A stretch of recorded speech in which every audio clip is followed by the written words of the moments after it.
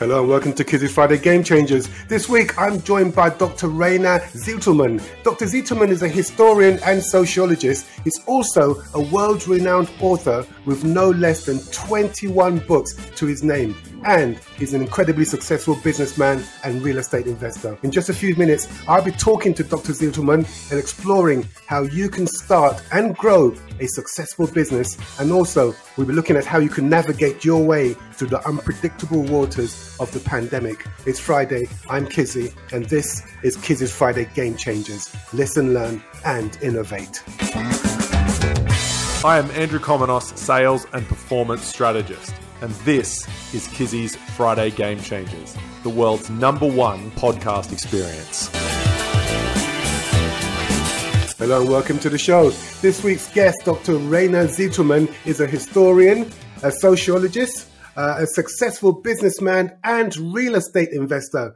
Rainer is also a widely acclaimed author of 21 books, one of which is the incredible Dare to be Different and Grow Rich, Secrets of Self-Made People Who Became Rich and Successful. Rainer, it's fantastic to have you join me. Thank you. Rainer, you have done absolutely everything that anybody could ever want to do in the world of media and being an entrepreneur. You also ran a PR agency for, 16 years as well? Yes, for 15 years. I founded it in 2000 and I sold it 2015. And you were concentrating mainly on real estate in Germany. Yes, we were the #1 leading PR agency, and we were focused on the real estate industry. So our clients were, for example, real estate funds, open-end funds, closed-end funds, or project developer housing companies, and everything that has to do with anything with real estate. Wow, that's fantastic. And then, of course, you're also known as an entrepreneur, as a great author. Like I said before, you seem to have done so much in such a short time. One of the things that I remember thinking about when I began preparing for this interview was the book that you've created, because you seem to have spoken to hundreds and hundreds of successful business people. And I was wondering if I could just ask you, Rainer, what are the common traits successful business people share? First of all, not all successful people and not all rich people are the same, as well as not all poor people are the same. This is right on the one hand. On the other hand, you find some common patterns. And, I wrote my second doctoral dissertation because I have 2 doctorate degrees, and my second one was about the psychology of super rich people. And I interviewed people, most of them had a net worth between 30 million and 1 billion euros. Some were even richer billionaires, and they were different, but they had some things in common. And one thing, I think, they enjoyed swimming against the stream. They were non-conformists. And I think it's logical. If you do the same as everyone else, you will not be successful and not become super rich. And maybe I can tell you a funny story from one of them. His name is Theo Müller. By the way, he's a friend of mine. He has a net worth between 4 and 5 billion euro. And he became wealthy with milk and with yogurt. And so you can imagine his favorite animals are cows. And he tells me always a funny story. There's a path and 100 cows walk along this path. On the left side, there's a green, lush field, a very green, lush field. And on the other on the right hand, there's another field only with some cramps of grass that is not as near as lush as the field on the left side. And 99 out of this 100 cows go to the left side. And what happens? The grass is eaten very quickly, and only 1 cow goes to the right side. And he says, I'm the cow that goes to the right side. And this cow eats and eats and eats, while the other cows that were all on the left side have nothing more to eat. It's only a picture for something. But I think it's important to be non-conformist, or can can tell you another story maybe about this. Maybe you know Jim Rogers. Jim Rogers he became very wealthy in his youth because he managed a hedge fund, together with George Soros, and he earned a lot of money when he was young with contrarian investment. So he's someone who has a lot of fun to swim against the stream, but it was not easy for him in the beginning.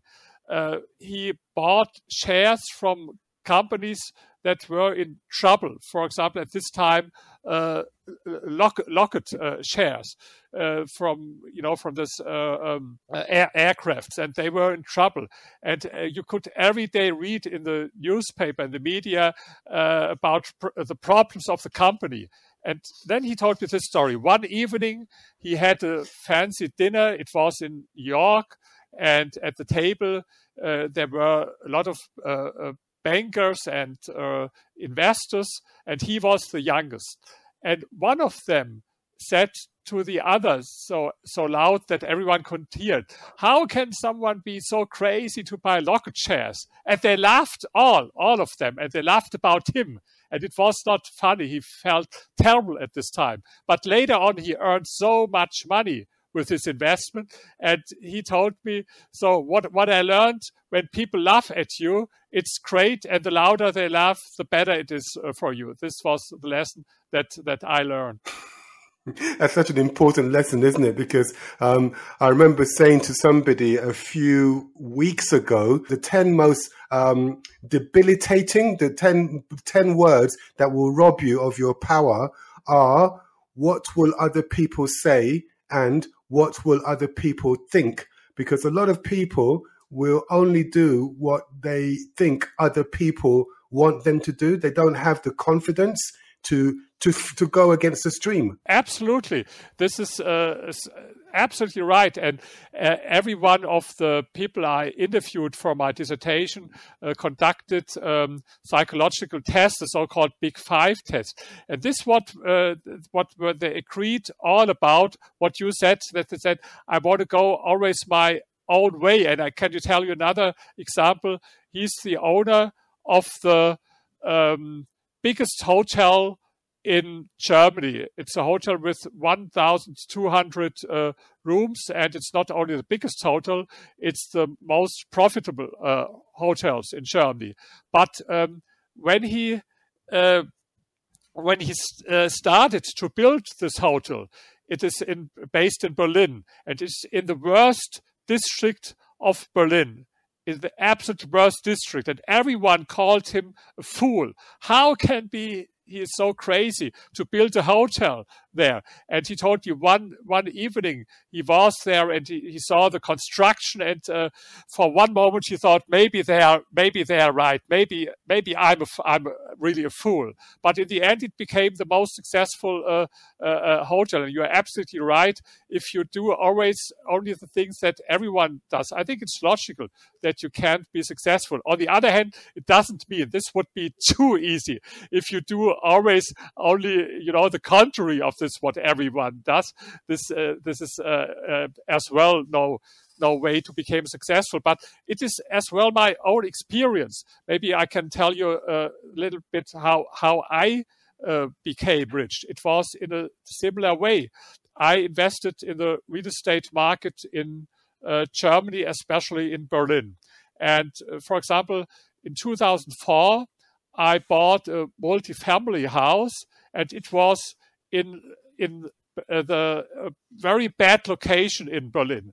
And I tried to get a debt from Deutsche Bank, and they refused it. They told me, no, sorry, this is we cannot support you. This is absolutely no good idea to make there an investment.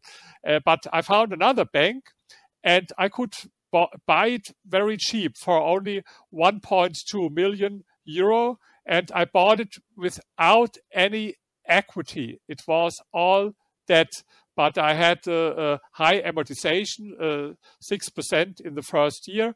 And after 10 years, there was only outstanding loan of 200,000 euro. But in the meantime, the market has changed, and everyone wanted to invest in Berlin, and everyone wanted to invest especially in this location. And I could sell the same property for 4.2 million. So only with this single deal, for example, I made 4 million, and I could make some of these deals. For example, another one, only last example, this was also a multifamily house, and I bought it half year after Lehman crisis. I bought it in 2009, and everyone was depressed at this time in a very negative mood at this time. And so I could buy it as well cheap. It was for only 1.8 million. And then 10 years later, I sold it for 7.5 million. But this was at the time when everyone told me, now you should invest there in Berlin. And the experts told me when I bought it, no, it's a bad idea, and what do you think about it? So it doesn't mean that you will be automatically successful if you do the contrary of this, what everyone does. But what I want to say, if there's something kind of fashion when everyone tells you you should do this and you should do that, for example, everyone tells you you should buy Bitcoins now or something like this, then be skeptical. So a red flag should be there for you. But if there's another investment where no one is talking about, or even people tell you it's a bad idea, it doesn't mean automatically it's a good idea, but it's more likely that it is a good idea than with this other investment where everyone told you that you have to do it. So how much of success is down to good luck, and how much of success is the result of individual effort? That's also a great question I discuss very often with people. Sure, no one can deny that luck, good or bad luck, plays a role in your life. But the question is how big the role is that it plays in your life. And I think it's not so about happy coincidence, but it is two things are much more important. First, do you recognize that there is a lucky coincidence? A lot of people, maybe they meet happy coincidences, but they don't realize that there is one. This is the first thing. Do you realize that there's a happy coincidence? And the other thing is, if you realize this, do you act? Do you act immediately? Because there are a lot of people, maybe they see there is a good opportunity and so, but then they start, maybe we should analyze it. Maybe later on we should think about whether we can do it or not. And this is the difference between successful people and people that are not so successful. That successful people, they start immediately, even if they don't feel perfectly prepared for this situation. And to add something, I know no one in the world who had always ever only good luck or only bad luck. There is no one. And it's not so much about external circumstances, but it's about your attitude. And I can give you a very good example. By the way, he's British, and I admire him very much. I never met him, but I read all biographies about him. It's Stephen Hawking. And Stephen Hawking said one time, and he suffered from a rare disease, and doctors predicted that he would live for only a few years when he was young. And later on in his autobiography, he wrote, I believe that disabled people should concentrate on things that their handicap doesn't prevent them from doing, and not regret those they can't do. In my case, I've managed to do most things I wanted, and this is true.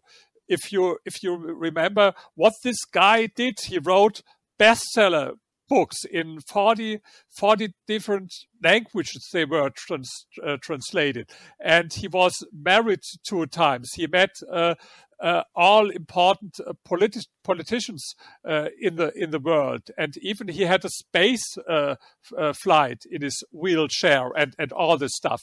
And he couldn't move. He had to sit in the wheelchair, but later on he couldn't speak. But then he communicated with his special software with other people. And so you think, if one could say, I have bad luck to become so ill very early in my life and very negative external circumstances, then it could be him. But if he was successful with all this, how successful can other people who don't have all these problems that he had to challenge? So I don't believe in luck. And maybe I can tell you another example. I have a lot of lectures and presentations in United States or in Asia, a lot of, and sometimes at the end of my lecture, I show people some of my books and I ask who likes to get this book. And first, people don't realize that they can get it for free. But then there are some people who realizes and they start to run to get some of my books. And now, what is important at this moment? Usually, if it would be only about external circumstances, only the people who sit in the first row should have a chance to get a book. But this is not the case. In a lot of cases, people come from the middle or even from the last row and they get the book. Why? Because it's not about external circumstances. It's about they realized first, okay, there is an opportunity, and then they acted, and they acted faster as other people. And so I don't believe in this story about good and bad luck. To be honest, for me, it's a story for loser, because the loser, if he has to explain why he's not as successful as other people, he can only shrug his shoulders and say, okay, this guy had good luck, I had bad luck, so what it is about. Maybe it's a psychological way easier for him to deal with this, but I think it's more honest if you look to successful people and you think, why are they successful? Even lottery winners who are successful people or heirs, in a lot of cases, some years after they won in the lottery, they lost everything. And on the other hand, you have entrepreneurs or businessmen who lost everything, but they have a better mindset, and some years later they get rich again. So to sum up, I don't believe in luck. I completely agree with you that mindset does play a really, really important role when it comes to determining success or failure. But the one question that came to mind is that successful people aren't always successful. In fact, successful people fail more than the average person does, but they still seem to manage to pick themselves up. Rainer, how should we handle failure when it comes knocking at our door? Oh, you have so many great, so many great questions. That's all my favorite questions.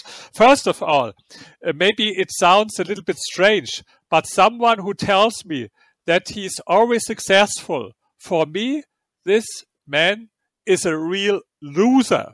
And I can tell you why. I give you a quote from Gordon Moore. He was the founder of Intel, this company Intel. And this quote is, if everything you try works, then you are not trying hard enough. So, sure, you are absolutely right. Sometimes you will not succeed. And because if you are always successful, it means always only that you don't never reach out for goals that are high enough. To add another quote from Michelangelo, this is my absolute favorite quote. He says, "The greater danger for most of us lies not in setting our aim too high and falling short, but in setting our aim too low and achieving our mark." And so if you reach out for higher goals, then sure, sometimes you will have setbacks and crises. But now there's the difference. For most of the people, it's this way. If they are not successful, if they fail, they blame other people. They blame external circumstances. They blame maybe capitalism. They blame the society. They blame maybe their parents' education. They blame other people.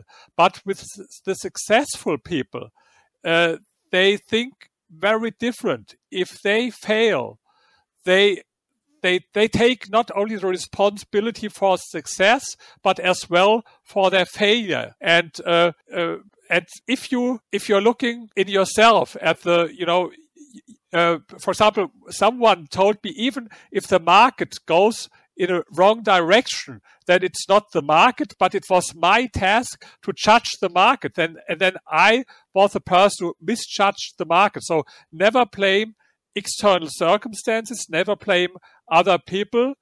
Take the responsibility not only for your success, but as well for your failure. And I think this is the attitude that all successful people have in common. So really, all of us are self-made, but only the successful people will admit it. Yes, exactly. I'm fascinated by this subject, and I can tell that you are too, Rainer. And I'm wondering, why are you so interested in success and what makes the difference between success and failure? Why does it appeal so much to you? I'm a scientist on the one hand, and I'm someone very curious, and I always wanted to find out why some people are different as other people, why some people have success and others fail.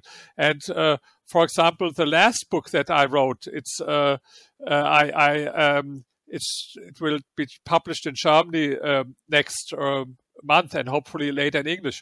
It's about the art of becoming famous, and this was as well a question for me. How do people become famous? Is it only per chance, or how? So, and I had this research about rich people, and I was always curious about it to find out. I think this is in the nature of a scholar or a scientist, that he's curious. And on the other hand, I've been as well successful in different fields as a scholar and later as entrepreneur and investor. So I knew how to be successful, and I want to give this experience not only from me but from other people that are very successful to younger people especially.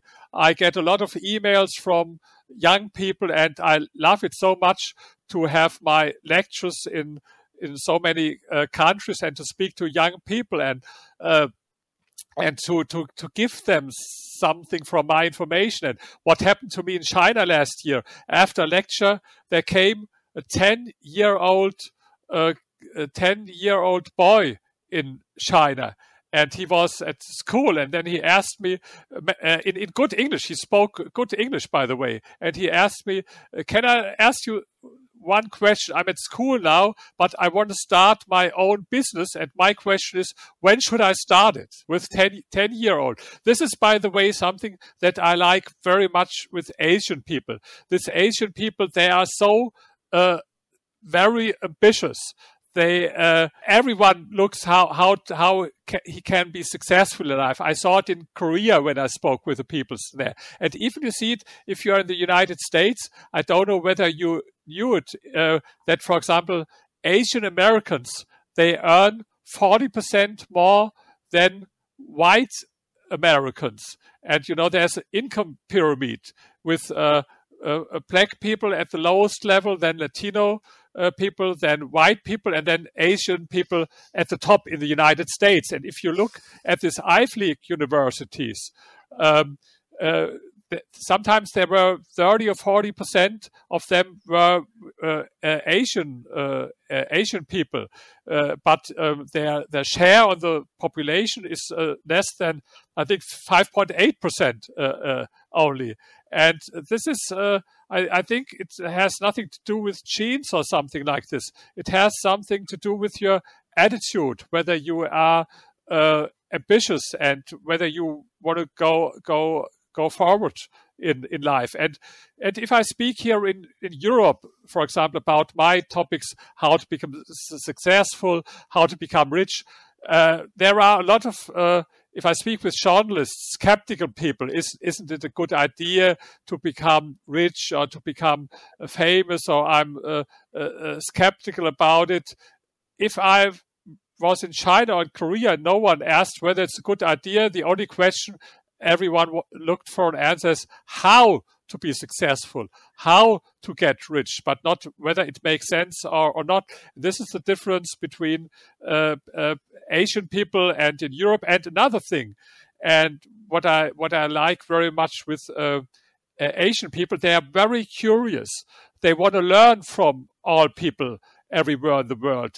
When Deng Xiaoping started his reforms in the 80s, he sent out dozens of or hundreds of people from China to all other countries to look what works and what does not, because they had this big failure of this socialist experiment, and it was terrible, and people were so poor in China at this time, and they wanted to learn from other countries what they are doing well, and for this reason they are as well interested in my books. They translate every book, and it is much easier for me to find a great publisher in China or in Korea or in India, where my books are as well successful, than to find in United States. So you see, this is fascinating for me. People like them who are so ambitious, and maybe we have only one life, and you have to look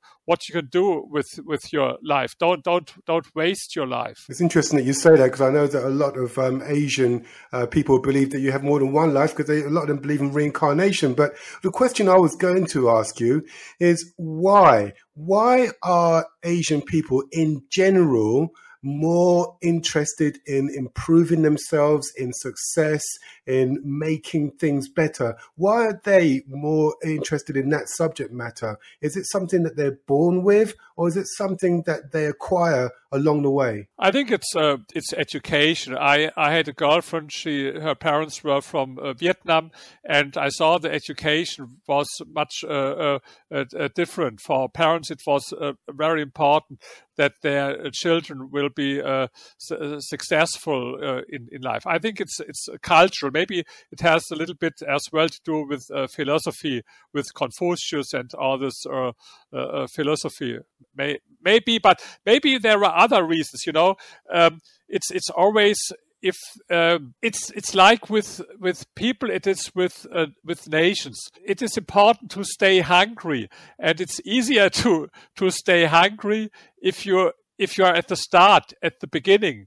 I think maybe we in Europe, and maybe in a way, sometimes in the United States, people are not so hungry as they are in Asia, because they lived in very bad circumstances only some decades ago, and so they look, for example, from Korea in the 60s.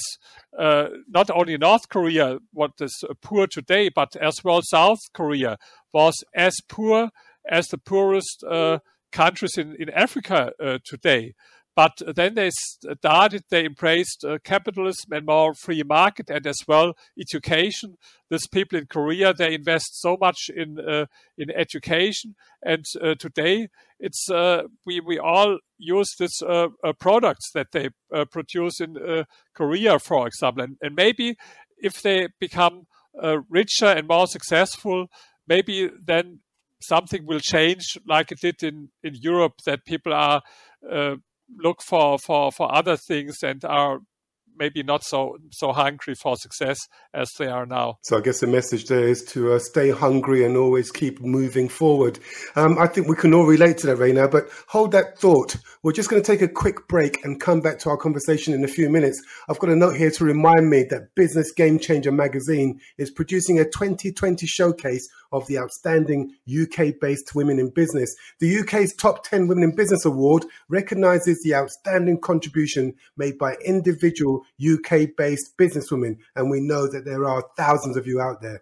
This contribution is either to your business, the local community, or by inspiring and mentoring other entrepreneurs. For information about how to nominate yourself, a colleague, or a client for inclusion in the UK's top 10 women in business, email businesseditor@email.com. That email address again is businesseditor@email.com. Good luck. Okay, this week's incredibly talented entrepreneur, this week's boss star is Roger Rosa, the owner and CEO of Cleveland-based marketing and public relations agency, the Eisen Agency. Now, the Eisen Agency provides marketing communications, business development, and PR services to clientele across the US and throughout the globe. But when Roger's not making, molding, and mobilizing public opinion, he's writing and performing some amazing music. Here he is, Roger Rosa, singing Moonshine. Have a listen. Funny how the full moon shines, the beauty of the sound outside when I'm quiet, and I hear every breath. Funny how that drop of water feels like the childhood laughter when everywhere is life and death. My cigarette burns, my bottle dries. I can't think I live in lies in you.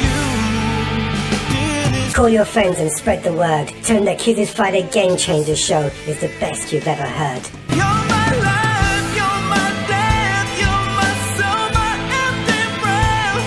I can't think, I can't feel, I can't breathe.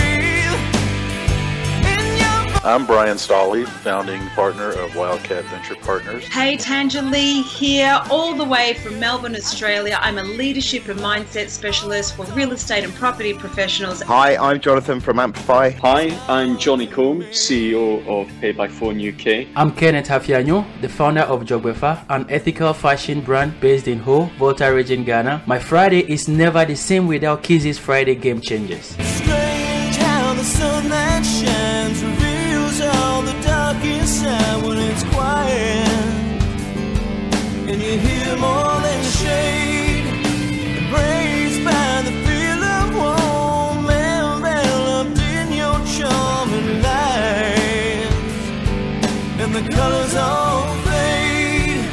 My cigarette burns, my tabs are paid. I can't drive, so I stayed in you. Did this to me? Can't you see? You're my life, you're my death, you're my soul, my empty breath. I can't think, I can't feel, I can't breathe. In your voice is my sound, you enlighten, you confound.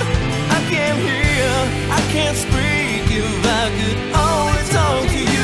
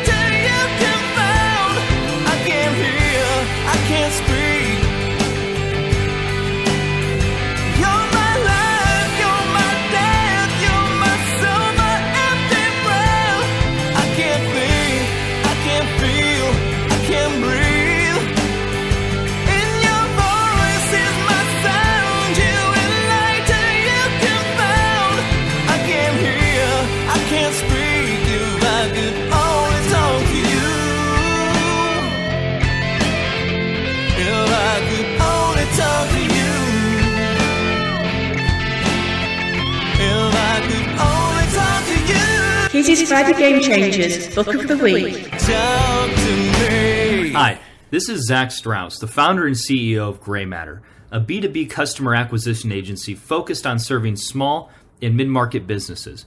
And the business book that I'm recommending is Neuroselling by Jeff Bloomfield. Now, if you're like me, your business lives and dies by your customer conversations. And Jeff poses a very simple question. Shouldn't you have those customer conversations down to a science? Now, if you're tired of having to justify your price, offering discounts to close the deal, sick of long sales cycles, or customers who simply can't make a decision, then I highly recommend Neuroselling. To us and to myself, it's the only customer conversation tool, and now I call it a tool, not even a book, that's grounded in neuroscience and behavioral psychology. And from a Gray Matter perspective, we've only changed 2 things in our sales process, and it's resulted in a doubling of revenue year over year for the last 3 years.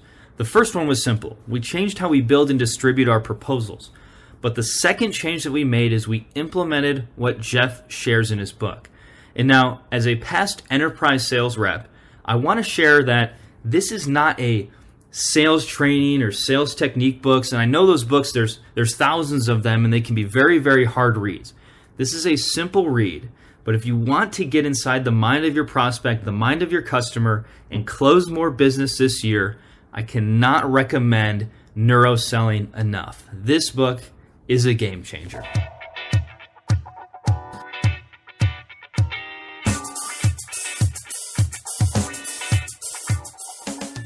Kizzy's Friday Game Changers, taking your business to the next level.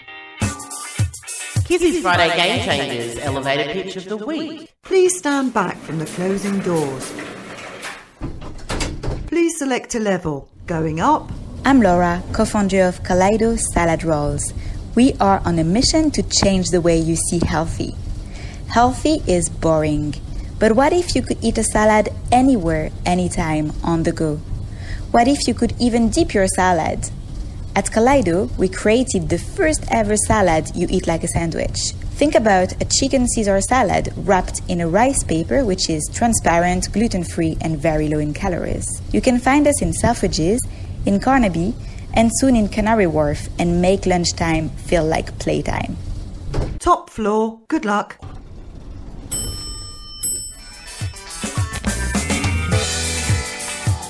Welcome back. Before the break, you're listening to Moonshine by Roger Rosa, and I'm in the studio talking to game-changing entrepreneur Dr. Rainer Zitelmann. Now, Rainer, we're at my favorite part of the show. This is a section we call Past, Present, and Future. Now, don't panic.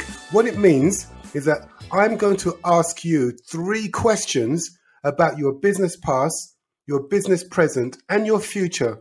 And if we get the answers right, if we get this right, we'll have a unique insight into the mind of game changer Rainer Zitelmann. Are you game? Okay. Rainer, you sound very, very worried now. Are you nervous? Yeah, I start. Let's see. Okay, this is going to be great, and I know you're going to be wonderful at this. Listen, as you've got to imagine you can hear a clock ticking in the background. That's the sound of time passing by second after second. Now, imagine yourself traveling back in time to meet the young Rainer just starting out on his entrepreneurial journey. The young Rainer asks you for one piece of advice, one strategy that will help him grow his business.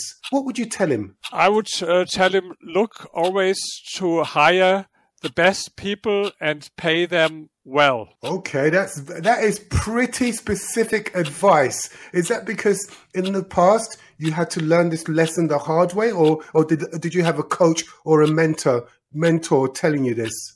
No, I had to learn it the hard way because I hired good people, but to be honest, I didn't pay them always well like I should have.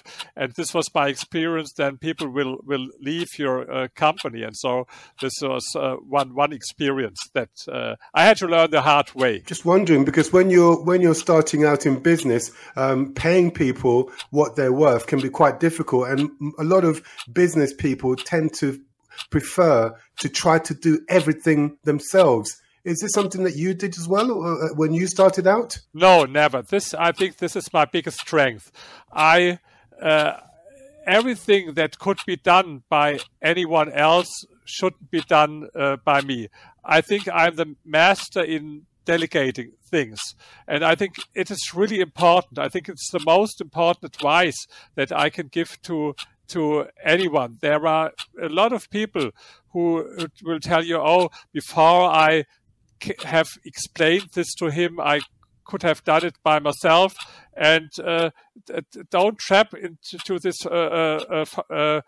Don't go in this trap. So this is a wrong idea. Sure, in the beginning, it takes you a longer time to explain something to someone. But I'm a fanatic in delegating everything. For example, for a lot of years, I was every day with an airplane. So I fly every day.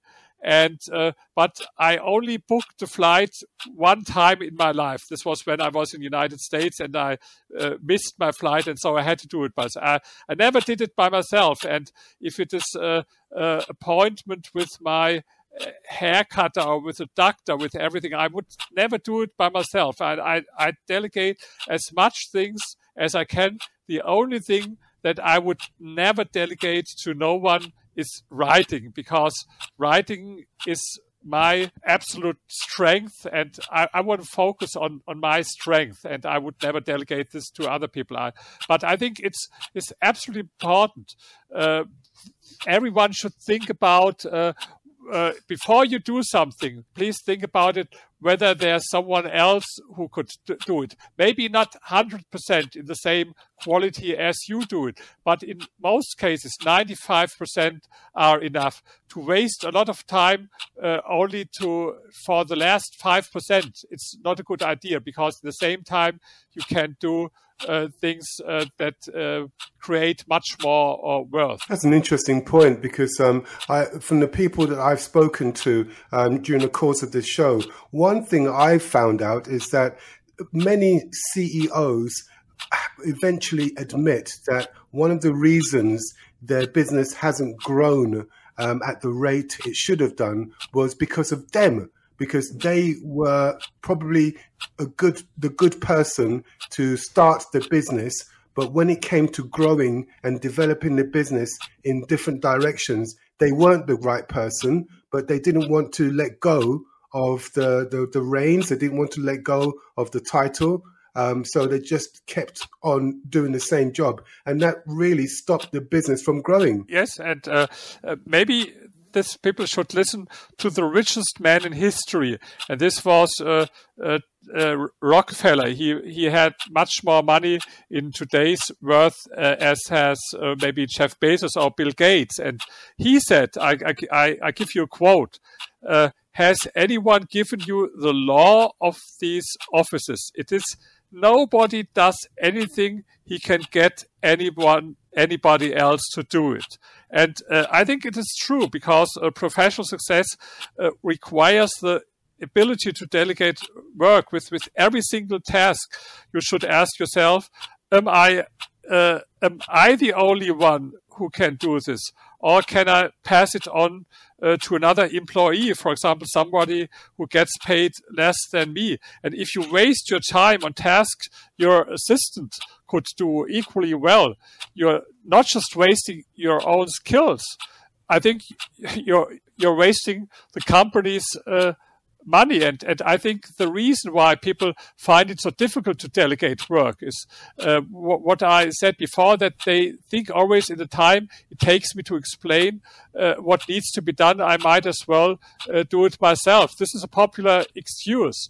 And so I can give this, I think I would have never been successful in life if I wouldn't have lived according to this principle. Delegate everything that you can delegate. I think you know Andy Warhol, and I read biographies about Andy Warhol.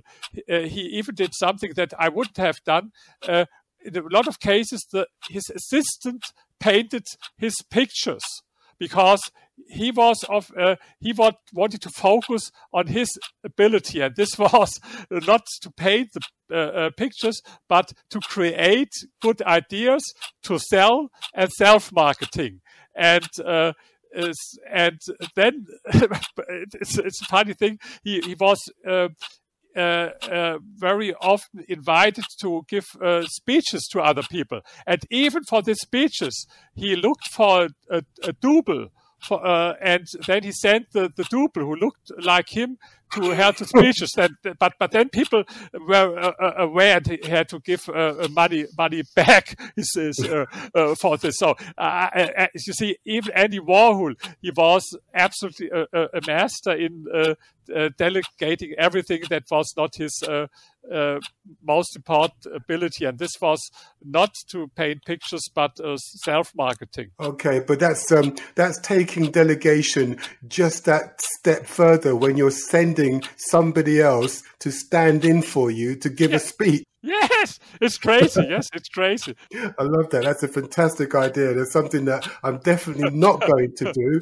But I think one thing I am going to remember is that I've got to become better at explaining myself so that I can explain things very quickly and accurately to somebody else so they can get the job done. Yeah, sure. It's important. If you delegate something, it doesn't mean you give him a tell. Do it anyway. Sure, first you have to explain it. And very important, you have to check it, whether it's done well or not. Delegation without checking the results in the end.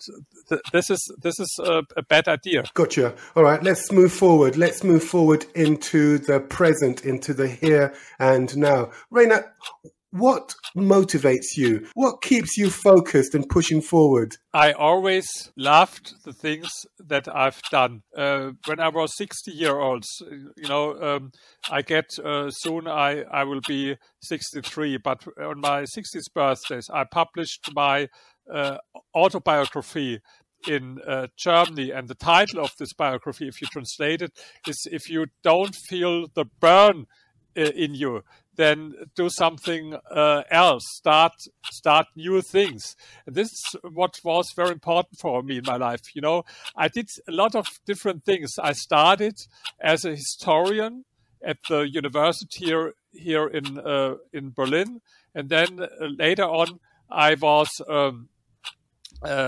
in the management and chief editor of one of the biggest book publishers here in Germany. Later on, I was in the leading position at one of the most important German daily newspapers, Die Welt. And then I founded my own company. I've been an investor. So I did a lot of different things, but always when I did something, I really loved it. And if I felt that I'm not more so enthusiastic about it, not that I hated it, but even it was enough for me that I felt that I was not so enthusiastic about it, then I changed it. And then I did something else. And so if I go up in the morning, I love the things what I do.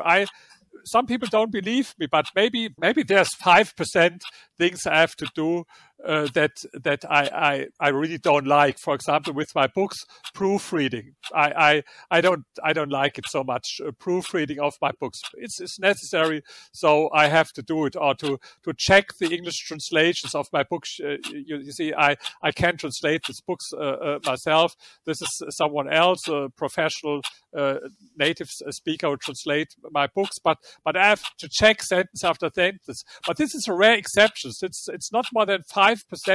Maybe it's less. Maybe it's only 2 or 3%. And the other things, I really love what I do, and I can decide what I work, where I work, whether I work. It's all on me, because I'm financial free. I earned enough money, so I don't have to earn money to pay bills or anything. And so I can do what I love. And what I love now is to write these books about what I have learned, about my ideas, and to travel all over the world and give my lectures. This is what I really love. It's an amazing experience for me if I go to these other countries, whether it's for example, last year I think I was 5 or 6 times in London. I was in Korea. I was very often in United States and China, like I mentioned before. And I love it to meet people there. I love it to sit here at home and to write interviews. And I love to have interviews like this interview with you. I love it very much. Very, very well said. I'm just wondering, Rainer, how do you define success? What does success mean for you? I think it's a good question because you asked what it does mean for me, because I think it means for everyone something different, and there's no success what is the same for everybody, and it meant different things in my whole life. For example, when I started my career as historian, success was for me to write books. My first doctoral dissertation was about Adolf Hitler, and I hope even in 50 or 100 years, this book will be a milestone in our understanding of this part of the German history, and this motivated me. So, like a scientist, to find out new things, to publish in special interest media, and so.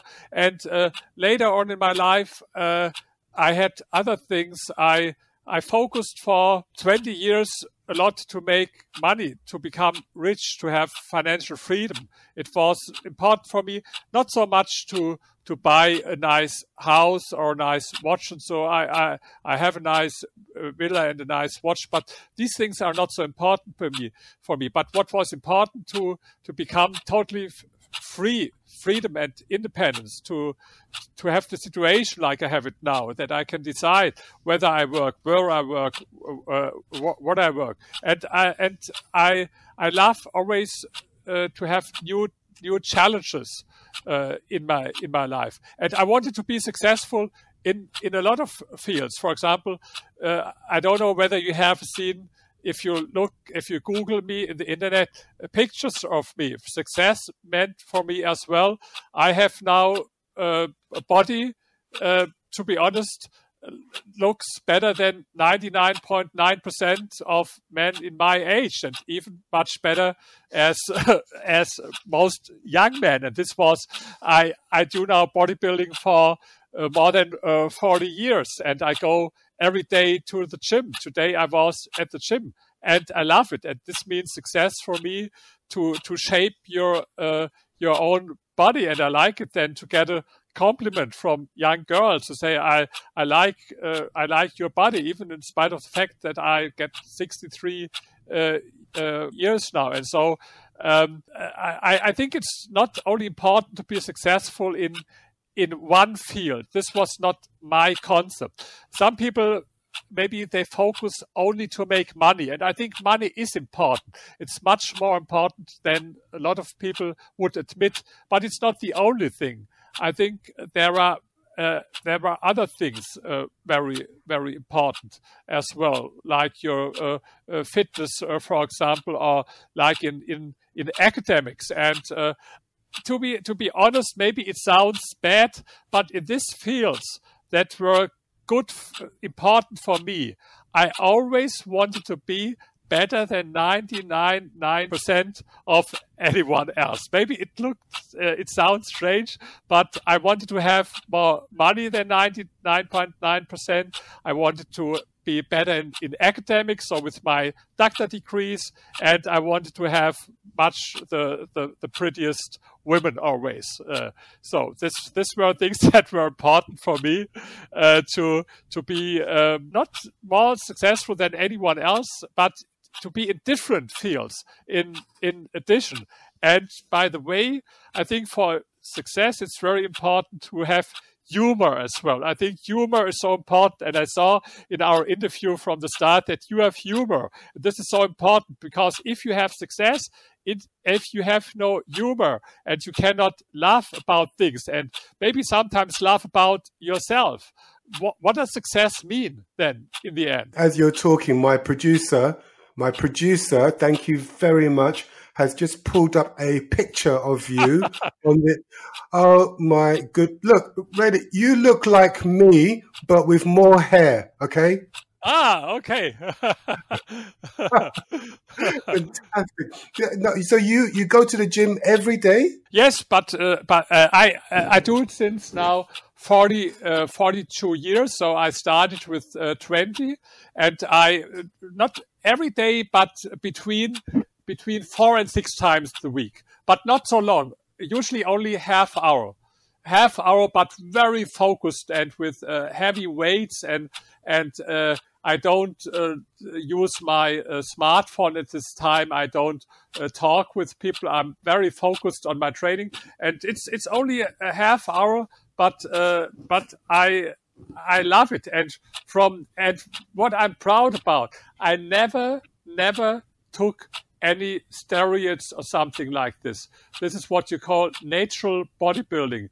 And if you would see a picture when I was 20, I was so very, very thin with so very thin arms and legs and shoulders. And so it's all training, but it's all natural training. And this is for me as well something very important. As well in business, I'm very proud that I never had any problems, for example, with taxes, that someone that I had trouble with tax authorities or something like this. No, for me it's very important, most important thing, to be honest in your business. And a lot of people think that rich people are dishonest, and sure there are some people, but I think it's I think it's very important to win trust from other person. And if you want to win trust, it's important to act honest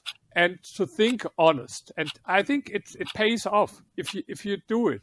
And so in business, it is as it is in if you have sports. And sure, I have I think a lot of weak points and mistakes as everyone else. But everyone who knows me tells me the most important point is that I'm honest. And even sometimes I have 4 or 5 girlfriends at the same time, but they know every one of them from the other. I'm honest to every one of them. I tell them, even if they don't like it. Yes, I think you can do whatever you want, but you have always to be honest to other people.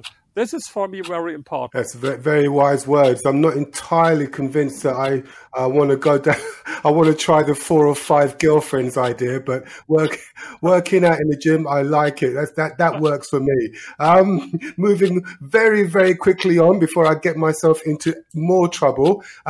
Let's go into the future. Let's imagine we're going 10 years into the future and we're still hanging out. What will you be doing, Rainer? What will you be doing in 10 years' time? So in 10 years, I will be 73. Maybe I will have a family, because this is something that I have done not so far. I have no children, but maybe I will have children. It's a new experience for me in 10 years, and maybe it will change a lot of things. And the other thing, in professional way, to make money, it's not so important for me today. I don't have the aim to be the richest man at the graveyard or something like this. What is for me very important now in the future, I like to spread my message about success all over the world, not only in Germany and German-speaking countries where a lot of people know me. But for me, it's very important Asia and United States, that much more people know me there. I started last year. By the way, everyone can read it. I have an op-ed, a column every Monday in Forbes.com. If you Google my name and Forbes.com, then I write there every day. And I'm looking for a PR agency in the United States who can help me. And I'm to be honest, I look as well for another publisher. So I have in the United States. I'm happy with my publisher in China and in Korea, and so they do a great job. But yes, I want to spread these messages with my books, with my articles, with my videos, with my interviews, all over the world. This is what I want to do, where I would come forward in the next 10 years. And the other thing, as mentioned, maybe have some children and family. I suspect that you probably will achieve all of those goals and probably a hell of a lot more over the next 10 years. We've got just about enough time, Rainer, to do a quick shout out before the end of the interview. Is there anybody at all who may be listening to our conversation today that you'd like to say hello to? Yes, there are, sure, a lot of people. For example, someone based in London, Christian Niemitz. He is the head of political economy at the Institute of Economic Affairs. And he wrote such a great book. The title of the book is Socialism, a Failed Idea That Never Dies. And I love this book so much. I will recommend this book to everyone else, and I hope that he can hear me. Or someone else is Professor Hermann Simon. It's a friend of mine, and he wrote this great book, Hidden Champions, where he explains the success of German companies. Professor Hermann Simon, maybe I can say hello to him as well. Or another one, a friend of mine who lives in Washington, Andreas Hellmann. He works for Americans for Tax Reform, and he helped me a lot. So these are three people that come in my mind. And there are, if I should name some more, I can do it. I think that we've got enough to get going. We could keep talking for another couple of hours because there's so much I need to know from you. But I'm hoping we can do a part 2 to this conversation in a couple of weeks' time, where we can share some more insight and wisdom on the show. What do you reckon? Can we book something for the next couple of weeks or next couple of months? Yes, my latest book, and I would like to talk with you in the next show, is The Rich in Public Opinion, because maybe I can explain for you only for a minute what it is about. There's so much research about prejudice and stereotypes against minorities, like against black people, gay people, or prejudice against women, but there was no scientific study about prejudice against rich people. And I wrote the first book. It's 500 pages about prejudice and stereotypes about this minority of the rich people. And we conducted international research in France, in UK, in Germany, and United States. And I would appreciate it if we could speak about this next time. Okay. The book is called The Rich in Public Opinion. Exactly. Right. Okay. I'm going to get a copy of this. I'm going to read it. And so hopefully the next time we touch base, we can have an in-depth discussion about your findings. Yes, great. I give you 2 advice. Maybe skip the first chapter. It's a little bit with definitions, and if you like science very much, but you can skip it and maybe start with the last chapter. It's very funny. It's about rich in Hollywood movies. The first analysis, how rich people are portrayed in Hollywood movies. Maybe you start with the last chapter and then you go through the book. Okay, will do. Thank you. Really, really wise words. And again, it's been such a fantastic experience talking to you, Rainer. Thank you so much for sharing your insight and your wisdom on the show. Yes, I appreciate it very much. To be honest, I give a lot of interviews almost every day, but this was exceptional. And now I understand why you have 500,000 listeners to your show, because interviews only so good as the questions are. And I loved your questions, and I look very much forward to have the next interview with you. And hopefully maybe I can meet you in person if you go to Berlin anytime. Done. Rainer, thank you so much. Okay, thank you. Well, Rainer's incredibly inspiring story is a great reminder that if you're working on something that you really, really care about, you don't have to be pushed. The vision pulls you. And in the words of Rob Zitelmann, people who are crazy enough to think they can change the world are the ones who do. This is a lesson that game changers like Rainer Zitelmann are teaching us every day. Listen, learn, and innovate. Playing us out is Roger Rosa, CEO of Cleveland-based marketing and public relations firm, The Eisen Agency, and Roger's performing Unknown Road. See you next week. That's how it is, brother.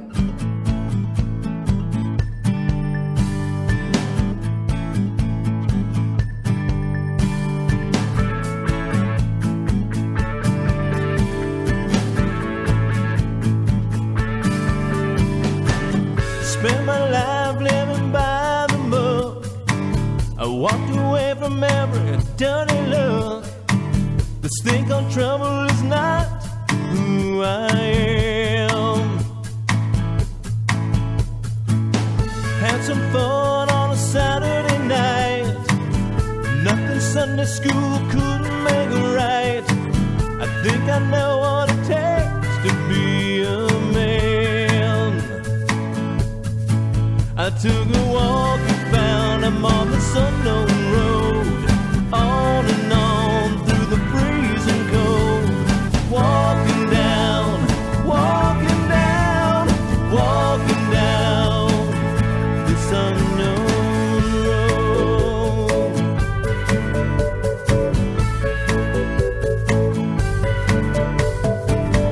Now I'm living a life on the run. I told you lies for some dirty fun. Looking for trouble is just who I am. Had some fun last Saturday night. Nothing you said I couldn't make it right. And you think I can show what it takes to be a man. Let's take a walk. Hi, this is Colin Smith, corporate and commercial partner with Blazer Mills Law, and you're listening to Kizzy's Friday Game Changer, the world's #1 podcast experience. Walking down, walking down. Will I be the one to save you? Will I be the one to hurt you? You won't know it till it's too late. If you save me, I save you. Save me, I save you. Do you hear the voices in my mind? Do you feel when you're lost that you may find that you're walking down, walking down, walking down? Hi, I'm Ludwina Dordovic, the founder and CEO of The Room Exchange, and you're listening to Kizzy's Friday Game Changers. Listen, learn, and innovate. This unknown road.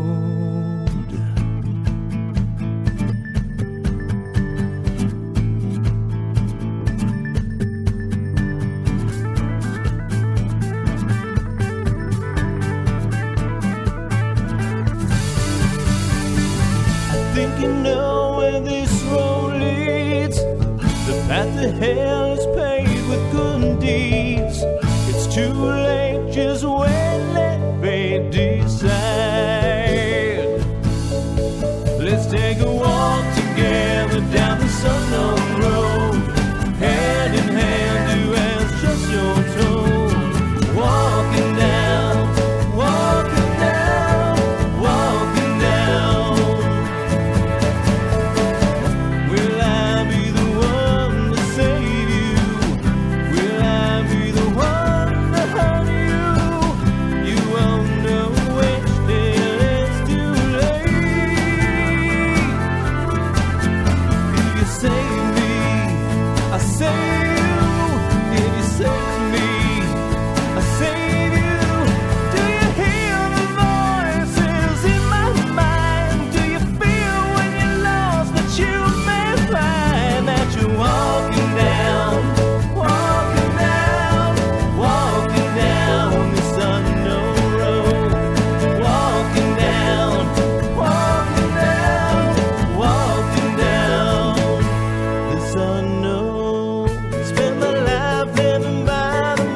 love this game-changing interview? Share your thoughts by posting a comment. Sharing is caring. This thing called trouble is just